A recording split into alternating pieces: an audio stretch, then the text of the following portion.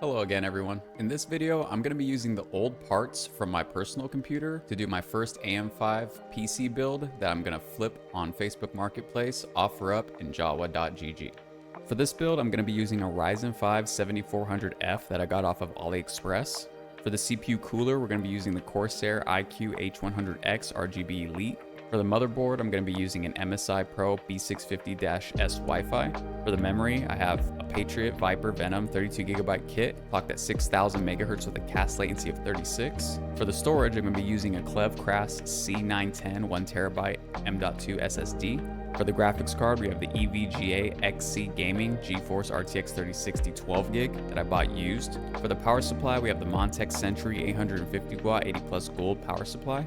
We'll be putting all these parts into the Superflower Zillion M705 ATX mid-tower case. And to finish off the build, we have some Okinos cable extensions. Now I'm going to show you some footage of me building this PC, and then we'll talk about a major issue that I ran into.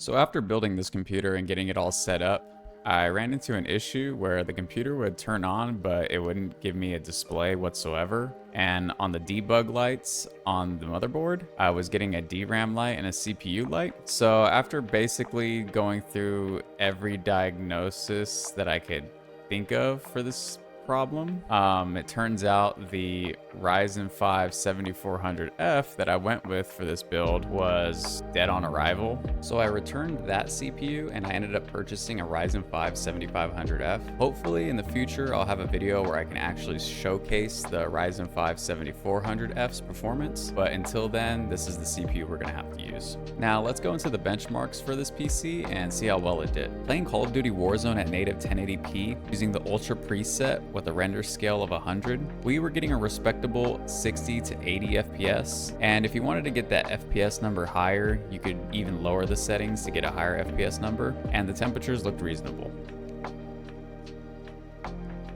Playing the DirectX 12 version of Apex Legends, we used the high to ultra settings that the game defaulted to, and we were getting a respectable 180 FPS, and sometimes it would drop down to around 140 FPS.